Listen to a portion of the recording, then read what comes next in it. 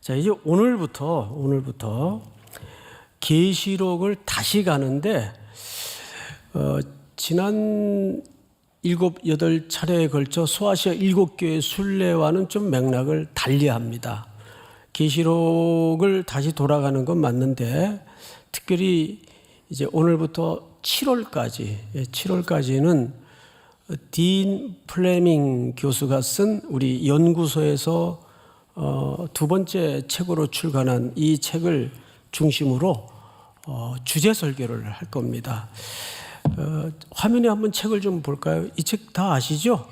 예, 책 광고가 절대 아니고 제가 이 책을 쭉 읽으면서 뭐 혹자는 이렇게 생각하실 수 있어요. 뭐 또 선교 시즌 되니까 이제 선교 강조하시려나 보다. 아닙니다. 단선적인 선교를 위한 글들이 아니고 이 책은 앞으로 역사에 이루어질 방향과 그 역사에 얹어진 각자의 인생의 초점과 존재하는 이유가 어디에 있는가, 굉장히 근본적인 신학을 담아낸 책입니다. 근데 아무래도 이제 학문적 필체로 이 책이 쓰여지다 보니까 독자들이 소화하기에 쉽지 않은 국면이 있습니다. 그래서 너무 중요한데 이 책을 좀 7월까지 매주 주제를 달리해서 긴 안목에서 왜 교회는 자꾸 선교를 강조하는가? 여러분, 선교는 교회의 프로그램이 아닙니다. 또 교회의 프로그램이 돼서도 안 되고 더더군다나 교회 부흥의 전략이 되어서도 안 됩니다. 그래서 선교는 그 기초가 어디서부터 기인하는가? 그리고 우리는 이 선교에 대해서 어떤 개인적인 삶의 태도를 가져야 되는가에 저는 이번 계시록 강의를 통해서 깜짝 놀랐어요. 계시록만큼 이 선교적 차원을 선명하게 말하는 책도 성경에서 드물다 할 정도로 굉장히 중요한 이론과 또 논리들을 담고 있습니다. 그리고 먼저 이 책에 대해서, 계시록이라는 책에 대해서 여러분들이 좀 걷어내야 될 오해가 있습니다. 사건별 설명이다 보니까 계시록을 읽다 보면 사건들이 많죠. 또 그림 언어들이 많고 그러다 보니까 이게 이렇게 요 다음 사건 다음에 이 일이 일어날 것이고 이 일 일어난 다음에 요 기록이 펼쳐질 거다 해서 무슨 역사의 종말을 향한 사건별 스케줄처럼 오해를 하는 설명들도 난무하고 그런 잘못된 이해를 갖고 계신 분들이 계세요. 소위 이런 견해들을 한때 유행했던, 아직도 그 해석의 뿌리가 남아있는 세대주의적 해석입니다. 세대주의적 해석은 굉장히 위험해요. 역사를 잘못 이해하기가 딱 맞게, 그리고 사람들의 의식구조에 아주 쏙 빠져들도록 그런 논리성을 갖고 있습니다. 그래서 우리가 요한계시록을 이제 다시 볼 텐데 이 안경이 굉장히 중요합니다. 어떤 렌즈로 요한계시록을 바라볼 것인가에 대해서 오늘부터 좀 접근을 하도록 하겠습니다. 우선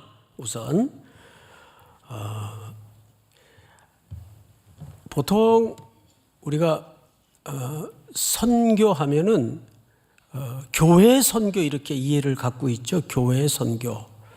근데 선교는 교회에서부터 시작한 것이 아닙니다. 그래서 그 선교의 기원을 잘 이해하셔야 되는데 결국 우리는 삼위 하나님께로부터 설명이 되지 않으면 이 선교를 옳게 이해할 수가 없습니다. 자, 삼위일체라는 말 여러분 신앙인이면 누구나 한 번쯤 설명을 들었을 겁니다. 아무리 강조해도 중요하니까 다시 설명을 드립니다. 삼위 하나님이라는 것은 하나님이 세 위격을 갖고 계세요. 성부 하나님, 성자 예수님, 성령 하나님. 이 세 위격을 갖고 계시는데 이 세 분이 본질적으로 하나입니다. 이건 공식이에요, 그냥. 외우고 계세요. 성경에는 삼위일체라는 말이 없어요. 그런데 성경은 전부 삼위일체에 대한 설명입니다. 그래서 우리에게 사명을 맡기고 인생을 허락하신 그 분이 어떤 분인가를 정확히 알아야 내가 감당해야 될 인생의 몫을 제대로 파악할 수가 있습니다. 그래서 첫째, 삼위 하나님은 어떤 분인가? 자, 삼위 하나님은 요즘 우리가 저녁 예배마다 요한일서 4장을 지금 쭉 강의를 듣고 있는데 거기 아주 중요한 아마 성경상에서 가장 본질적인 설명이 그 속에 담아져 있습니다. 하나님은 사랑이시라. 이 말은 하나님은 사랑을 한다라는 단순한 설명이 아니에요. 당연히 하나님은 사랑을 하시죠. 그런데 하나님은 사랑이라는 말은 하나님 쪽에 초점이 있어요. 다시 말해서 하나님의 존재 양식이 사랑이라는 뜻입니다. 그러니까 하나님은 사랑이시라는 말은 하나님은 사랑하신다라는 말보다 더 강력한 개념이에요. 하나님의 존재 양식이 사랑이십니다. 믿습니까? 네. 자, 여기서부터 출발해요. 근데 그 하나님이 두 번째 속성이 뭐냐 하면 뭐든지 함께하기를 기뻐하십니다. 이 두 가지 하나님의 속성을 가지고 설명을 좀 드리겠습니다. 하나님은 존재 자체가 사랑이신데 창조된 피조물이 타락을 가져왔어요. 그래서 하나님은 이들을 회복시키고 이들을 구원하기 위해서 아드님을 세상에 보내기로 계획하셨습니다. 그래서 하나님의 속성 속에 가장 중요한 것은 피조물 속에, 그러니까 타락한 피조 세계 속에 하나님의 사랑을 확장하는 것이 하나님의 본질이에요. 그 확장의 방식이 뭐냐 하면 아들을 이 땅에 보내시는 사랑의 실천이었습니다. 그래서 하나님은 보내시는 하나님이에요. 이 보낸다라는 말이 미시오라는 뜻입니다. 라틴 말이죠. 그 미시오를 영어로 하면 뭡니까? 미션. 그래서 미시오 데이라는 그 강의실에서의 용어는 하나님의 선교라는 뜻입니다. 하나님의 선교, 미시오, 라틴 말이죠. 데이. 역시 하나님을 표현합니다. 그러니까 그거를 번역하면 하나님의 선교. 그러니까 교회의 선교가 아니에요. 교회 프로그램도 아니고 부흥의 전략도 아니고 하나님의 선교, 미시오데이 이렇게 표현을 합니다. 그래서 어디 뭐 백화점이나 어디 건물 들어가면 그렇게 그 손잡이마다 미시오 이렇게 써져 있어요. 얼마나 우리 연구소를 그 광고를 하는지 놀라운 은혜입니다. 그 미시오라는 말이 사실 라틴 말로 미션이라는 뜻입니다. 미션이라는 말은 영어로 무슨 뜻이에요? 임무, 미션 임파시블. 기억나시죠? 임무라는 뜻입니다. 임무. 자, 그러면 하나님의 임무라는 뜻이 돼요. 그럼 하나님의 임무가 뭘까? 간단해요. 타락한 피조세계 구석구석 모든 영역에 하나님의 사랑을 확대하고 확장해서 치유하고 회복하는 것이 하나님의 임무예요. 하나님의 미션이에요. 자, 그런데 하나님은 그러기 위해서 누구를 보내셨다고요? 아들을 실천적으로 보내십니다. 그리고 그 아들은 오셔서 십자가를 지시고 부활하신 후에 승천 전에 뭐라고 말씀하셨어요? 아버지께서 나를 보내신 것 같이 나도 너희를 세상 속으로 보낸다 그랬습니다. 그러니까 이 보낸다라는 선교적 개념은 그 출처와 기원이 교회가 아니에요. 하나님으로부터 그 출처가 있는 겁니다. 믿습니까? 그러니까 선교는 누구의 선교예요? 교회의 선교가 아니라 하나님의 선교입니다. 믿습니까? 자, 그러면 한 걸음 더 나아가서 선교라는 것은 단순히 하던 일 다 치워버리고 땅끝으로 가라 그랬으니까 그냥 전문 선교사가 되어서 떠나는 것만이 선교일까? 그렇지 않습니다. 선교는 성경 전체에 걸친 아주 중요한 포괄적 의미를 갖고 있어요. 예배 후에 저문을 열고 나서면 그 첫 발자국부터 선교지입니다. 우리의 일상, 우리의 삶의 현장이 다 뭐가 돼야 됩니까? 선교 현장이 돼야 돼요. 그러니까 제일 먼저 주차장부터 뭐가 돼야 돼요? 거기가 선교지예요. 중립기야 또 안 해놓고 그냥 들어갔네. 어느 자식이야. 이러면 안 된다는 거죠. 예? 예, 주차하는 분들이 고생이 많아요. 그러면 말 한마디라도 자기 좀 방향과는 다르게 부탁을 하더라도 예, 알겠습니다. 감사합니다. 수고하세요. 그러고 가야 되는데 그 교회가 뭐 이래? 주차비 받는 것까지는 이해를 하는데 뭐 그러면서 여기서부터 선교지란 말이에요. 내가 존재하는 이걸 뭐라고 얘기를 하냐면 일찍이 한번 말씀을 드렸는데 존재론적 선교라고 얘기를 하는 겁니다. 교회가 성도가 이 땅에 머무는 그 존재 자체가 이미 뭐예요? 뭘로 태어난 겁니까? 뭘로 부름받은 자리입니까? 미셔널 교회 성도로서 부름을 받은 겁니다. 믿습니까? 그러려면 이제 우리는 삼위 하나님께로부터 이 출처가 있구나. 그런데 하나님은 이 일을 두 번째 속성으로 함께 하기를 기뻐하세요. 근데 하나님이 능력이 모자르고 힘이 딸려서 함께 하기를 기뻐하실까요? 여러분, 예를 들어서 함께 하고 싶은 그 깊은 저변의 심리는 뭐가 기초에 있죠? 사랑이 기초에 있습니다. 어디 좋은 음식점, 좋은 풍광을 이렇게 지나가다가 보면 제일 먼저 생각나는 사람이 사랑하는 사람이에요. 여기 누구랑 같이 와서 먹었으면 너무 좋았을 것 같은데 다음에 꼭 같이 와야 되겠다. 이 일을 그 친구하고 좀 했으면 너무 기쁠 것 같은데 같이 해야 되겠다. 그러니까 하나님께서 여러분들을 교회의 사명에 또 시대적 사명에 부르시는 것은 사랑의 초대고 특권입니다. 믿습니까? 뭐 예를 들어서 교회에서 큰 어떤 프로젝트가 생겼어요. 이제 이 힘을 좀 모아야 되는데 이제 광고를 하겠죠? 그러면 또 뭐 헌금 광고인가 보다.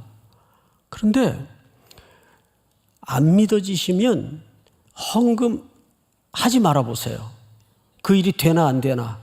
됩니다. 근데 굳이 왜 우리들의 함께 하심을 원하실까요? 이유는 하나예요. 하나님께서 이 일은 사랑하는 내 성도들과 사랑하는 피로 값주고 산 교회와 같이 하고 싶다는 부르심이고 사랑의 초대의 차원인 겁니다. 믿으십니까? 이건 제가 여러분들에게 말씀을 드렸을 거예요. 이렇게 해서 첫 번째 우리가 기억할 것은 삼위 하나님께로부터 이 선교의 개념이 출발이 되었구나. 자, 두 번째. 이제 우리는 이 기초로 요한계시록 1장 4절을 한번 띄워주실까요? 4절 5절을 보겠는데, 요한은 아시아에 있는 7교회에 편지하노니 이제도 계시고 전에도 계셨고 장차 오실 이시며. 자, 앞을 잠깐 보십시다. 아시아 7교회는 현존하는 교회의 종합적 모델이라고 말씀을 드렸습니다. 자, 그렇다면 그 교회마다 공통적인 접근이 삼위 하나님에 대해서 먼저 소개를 합니다. 근데 여기 보니까 세 시제가 소개되고 있어요. 전에도 계셨고, 과거죠. 지금도 계시고, 현재죠. 장차에도 계실 겁니다. 그러면 이 과거, 현재, 미래라는 세 가지 시제가 딱 한마디로 정리를 하자면 언제나 현존하시는 분, 그 뜻입니다. 자, 근데 이것은 어디서 인용한 표현인가 하면 사실은 출애굽기에서 인용한 표현이에요. 출애굽기를 한번 띄워주실까요? 먼저 모세에게 하나님이 광야에서 나타나셨습니다. 40년 만에. 그날도 그냥 허허로운 흘러가는 구름을 쳐다보면서 소떼 양떼를 몰던 모세에게 그저 평범한 일상이었어요. 그 평범한 일상에 비상한 일이 벌어졌는데 하나님의 임재입니다. 그리고 놀라운 소명을 주십니다. 너는 이제 가서 바로에게 내 백성 이스라엘을 풀어달라고 요청을 해라. 모세를 역사의 전면에 끌어냅니다. 그래서 모세가 당혹스러워서 하나님, 내가 손에 한창 물오르고 땀 있을 때 민족을 위해서 뭘 좀 하려고 그럴 때는 결국 들통이 나게 만들어서 살인자로 내몰더니 이제 기운 다 빠지고 내 나이 80인데 뭘 할 수 있습니까? 됐습니다. 나는 그리고 이제 모국어도 다 잊어버렸어요. 말도 안 늘고 이 상태로 뭘 할 수 있습니까? 못합니다. 안 합니다. 굉장히 갈팡질팡 방황을 합니다. 그러자 모세가 하나님께 마지막에 이런 질문을 해요. 만약에 가서 너를 보낸 사람이 누구냐? 누구냐 하면 제가 뭐라고 대답을 해야 됩니까? 모세가 하나님께 아뢰되 내가 이스라엘 자손에게 가서 이르기를 너희의 조상의 하나님이 나를 너희에게 보내셨다 하면 그들이 내게 묻기를 그 이름이 무엇이냐 하리니 내가 무엇이라고 그들에게 말하리까? 그러자 성경 전체 책의 제목을 다시 잡으라면 이 본문으로 잡아야 되지 않을까 할 정도로 중요한 본문 하나가 하나님에 의해서 계시됩니다. 14절 다 같이 시작. 하나님이 모세에게 이르시되 나는 스스로 있는 자이니라. 또 이르시되 너는 이스라엘 자손에게 이같이 이르기를 스스로 있는 자가 나를 너희에게 보내셨다 하라. 여기 스스로 있는 자다. I am who I am 이라는 표현을 써요. 나는 스스로 있는 자다. 여러분, 여호와라는 말은 하나님의 이름이 아닙니다. 하나님에 대한 설명이지. 근데 그걸 우리 이름처럼 부르죠. 그건 사실 창조주에게 누가 이름을 붙여요? 그럴 수 없잖아요. 하나님은 이름을 가질 이유가 없고 필요가 없어요. 그러니까 나는 스스로 있는 자다라는 말로 자기를 계시하십니다. 그러니까 모든 우리 인생의 분별의 기초에 이보다 명징한 설명은 더 이상 있을 수 없어요. 천하 만물은 다 피조되었습니다. 이 창조주 하나님께로부터.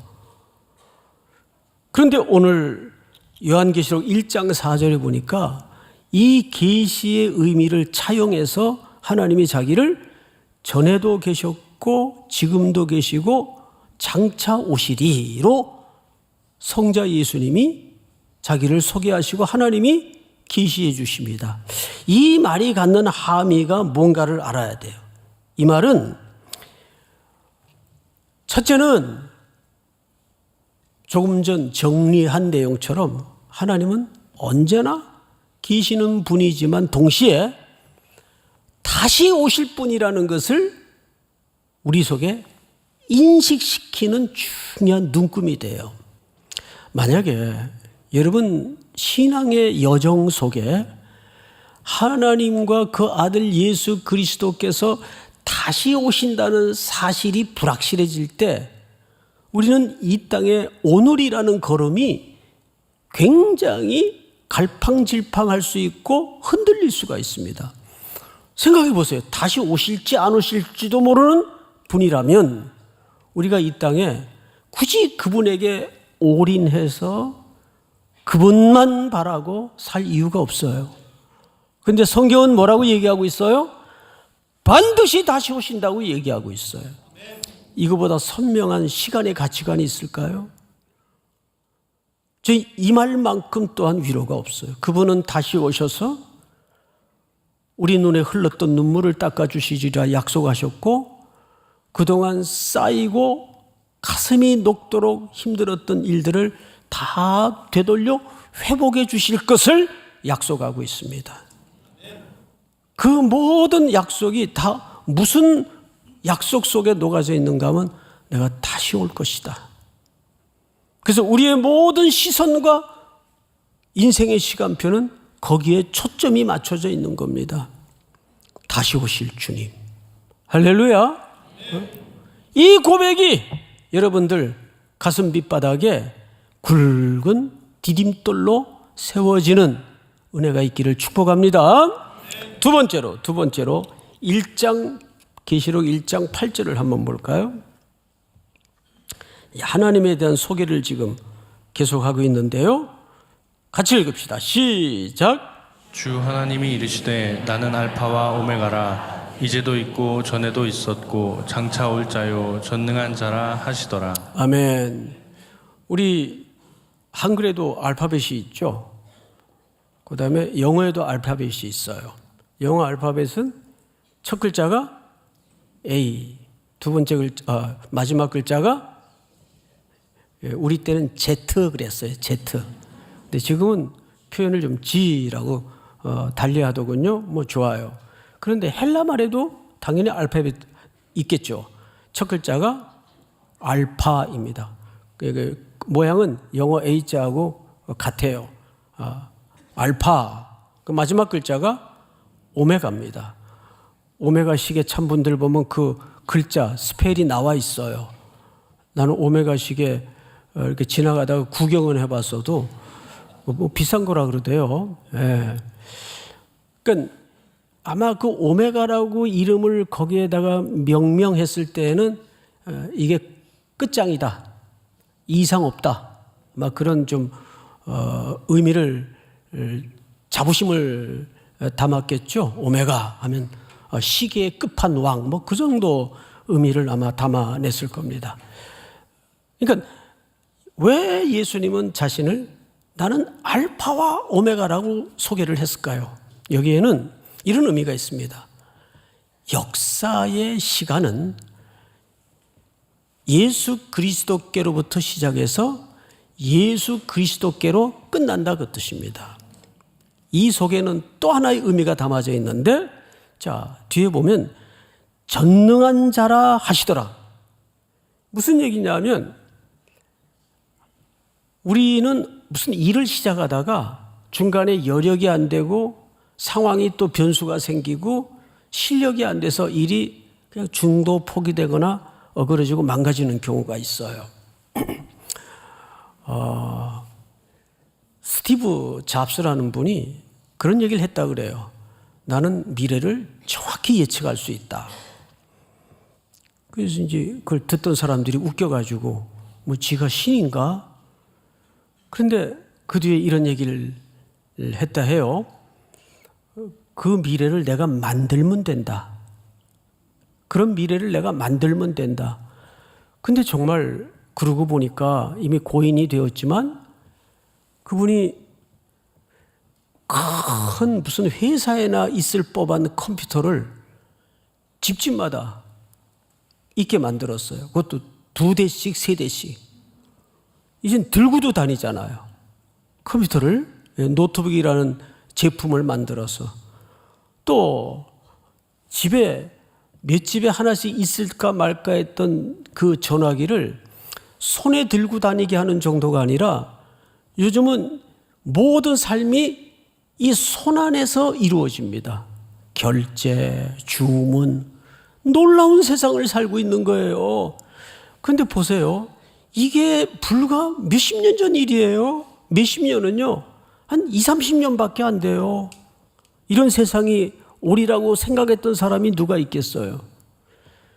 그러니까 그런 차원에서 보면 빌 게이츠나 또 스티브 잡스나 대단한 사람들이에요.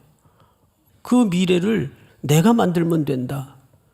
그런데 스티브 잡스도 결국은 반전이 있죠. 결국은 인생의 목적과 방향을 찾다가 불자로 귀의를 해서 나중에는 스님 생활도 했다 그래요. 죽기 전에는. 그러니까 이런 게 인생이에요.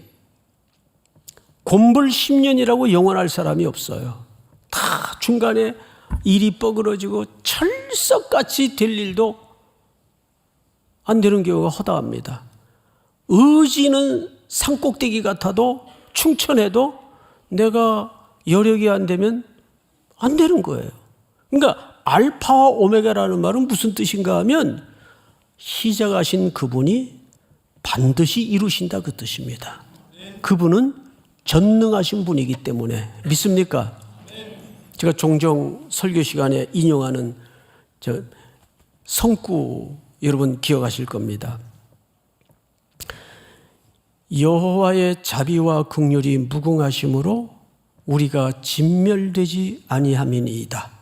이것이 아침마다 새로우니 주의 뭐가 크시도소이다. 자, 우리 본문을 한번 띄워주실까요? 다 같이 시작. 여호와의 인자와 긍휼이 무궁하심으로 우리가 진멸되지 아니함이니이다. 이것들이 아침마다 새로우니 주의 성실하심이 크시도소이다. 23절을 잘 보세요. 나의 성실입니까? 주의 성실입니까? 하나님은 우리들에게 참 성실하세요. 어느 정도 성실하시냐면 우리는 성실해봐야 홀딱 성실해봐야 7, 80년 성실하다가 갑니다. 정말 그렇게 사는 사람도 가끔 있어요. 그런데 그래봐야 7, 80년이에요. 근데 하나님의 성실은 수천 년의 역사의 언덕을 넘는 성실인데 그 성실은 인간의 배반과 불목과 반역을 뚫어내고 완성하시는 성실입니다. 얼마나 대단한 성실이에요. 주의 성실하심이 크시도소이다. 근데 이것이 막 마지못해서 억지로 질질 끌고 오는 성실이 아니라 이것들이 뭐마다 새로워요? 아침마다 새롭대요. 우리를 얼마나 사랑하시기에. 그러면 도대체 이 하나님의 크신 성실하심이 수천 년의 인간의 못남을 뚫어내고 나에게 찾아오신 이 성실하심의 기초, 근거가 뭐냐 이 말이에요. 근거. 여호와의 인자와 긍휼이 무궁하심으로. 인자와 긍휼이라는 말은 헤세드, 하나님의 사랑을 얘기하는 거예요. 여러분, 여기에 우리의 희망이 걸려 있는 겁니다. 내 못남과 잘남에 희망이 있고 없고가 아니라 하나님의 인자와 긍휼이 무궁하심으로 우리가 진멸되지 아니함이니이다. 믿으십니까? 여기에 우리의 희망이 있는 거예요. 이분이 알파와 오메가시세요. 이분이 전능하신 분이십니다. 부모는 아무리 자녀를 잘 키우고 싶어도 사업이 갑자기 부도가 나고 사고가 나면 못하는 거예요. 어쩔 수가 없는 거예요. 돈이 거짓말을 해요? 사람이 거짓말을 하는 게 아니라 돈이 거짓말을 해요. 돈이. 환경이, 사고가 거짓말을 해요. 자, 이제 세 번째, 그분은 다시 어떤 분인가? 계시록 7장 10절 오늘 본문을 잘 보세요.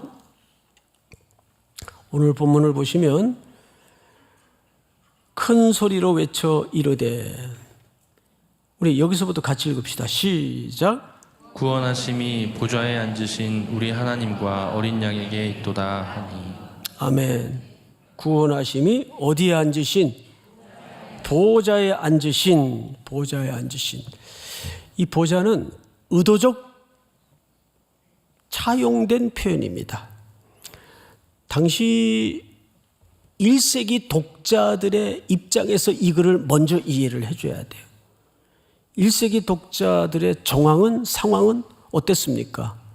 로마의 시포론 압제 아래 흔들리던 때예요. 신앙인으로, 그리스도인으로 예수 그리스도를 주로 섬기며 산다는 것이 엄혹했던 시절입니다. 이 글은 그 독자들의 입장에서 먼저 해석이 돼야 정확한 이해를 수천 년의 역사를 건너 우리에게까지 바르게 가져올 수 있습니다. 자, 이 보좌라는 말은 당시 여러분 로마 제국하의 세상의 중심은 로마입니다. 로마의 중심은 어디입니까? 보좌입니다. 그 보좌는 세 가지 개념을 담고 있어요.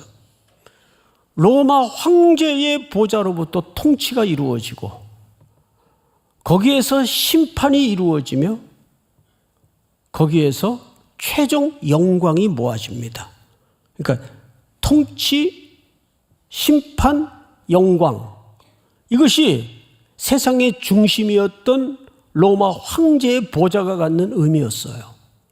의도적으로 이 보좌라는 개념을 성경 기자를 통해서 차용하는 겁니다. 이유가 있어요. 아니다. 로마 황제의 보좌가 세상의 중심이 아니고 거기에서 구원이 일어나지 않는다. 당시 모든 세상은 가이사가 구원자라고 이해를 했습니다. 이것이 전형적인 독재자들의 메커니즘이에요. 역사적으로 보면 역사의 괴물로 등장했던 히틀러. 여러분, 히틀러 앞에 무슨 인사법이 있죠? 무슨 히틀러?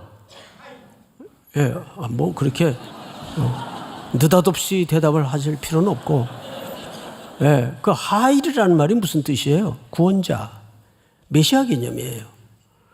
그 당시에는 히틀러가 빵의 문제를 해결해주고 히틀러가 독일 민족을 구원한다고 종교의 메커니즘을 통해서 백성들을 속였어요.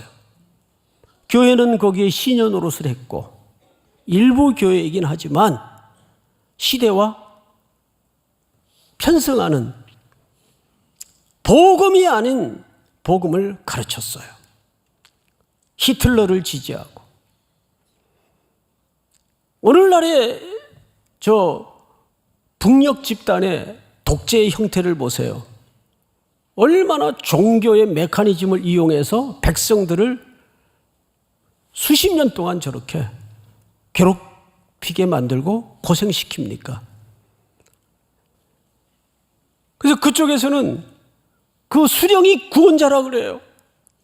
그 사람이 빵을 먹이고 그 사람이 인민을 배불리 먹이고 잘 살게 한다는 거죠. 이게 속입니다. 로마 시대가 사실은 비슷한 양상을 띠고 있었습니다. 그때 흔들리는 1세기 그리스도인들을 향해서, 일곱 교회를 향해서 말하고 싶은 게 뭘까요? 더 높은 보좌를 봐라. 더 높은 보좌. 믿습니까? 네. 천지를 지으시고 알파와 오메가가 되시며 우리의 구원자가 되시는 더 높은 하늘 보좌에 우리가 살아내야 될, 이 땅에 존재해야 될 이유가 있다. 그거를 설명하고 싶은 겁니다. 오늘 이 말씀이 또 2주차를 맞는 특세를 진행하고 있는 여러분들의 일상에 이제 점원을 나서면 첫걸음부터 내가 서 있어야 될 선교의 현장임을 기억해서 오늘도 이 말씀이 또 한 주를 살아내는데 깊은 근거가 되고 이유가 되고 울림이 될 수 있기를 주의 이름으로 축원하고 축복합니다. 다 일어나십시다.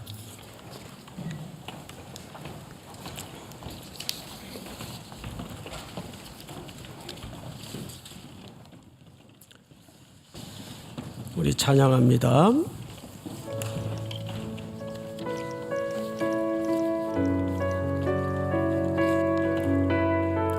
우리 보좌 앞에 모였네.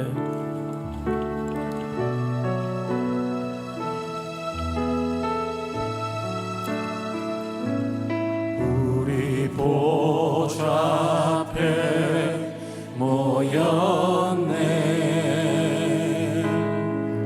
함께 주를 찬양하며 하나님의 사랑 그 아들 주셨네. 그의 피로 우리 구원받았네.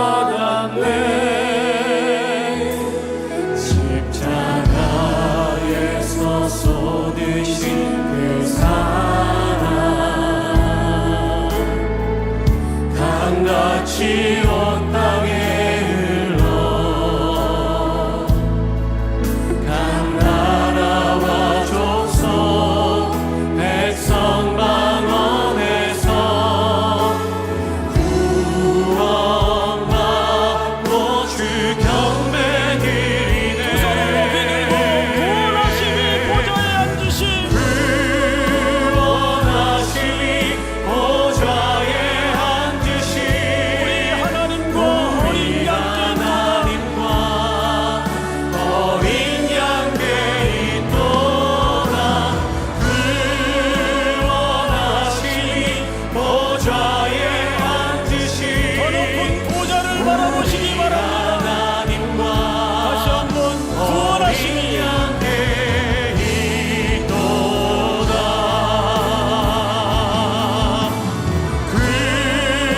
구원하심이 보좌에 앉으신 우리 하나님과 어린 양께 있도다. 구원하심이 보좌에 앉으신 우리 하나님과 어린 양께 있도다. 우리 한번 눈을 감은 채로 합심해서 기도합니다. 아무리 이 세상에 흔들리는 일이 많을지라도 다시 오실 주님께 시선을 두게 하시고, 두 번째는 더 높은 보좌를 바라보게 하여 주시옵소서. 점원을 나서는 순간 첫걸음부터 선교사의 삶임을 기억해 존재하는 선교사로서 먼저 승리케 하여 주시옵소서. 또 남은 2주차, 석주차 특세를 위해서 주여 한번 부른 다음에 통성으로 기도합니다. 주여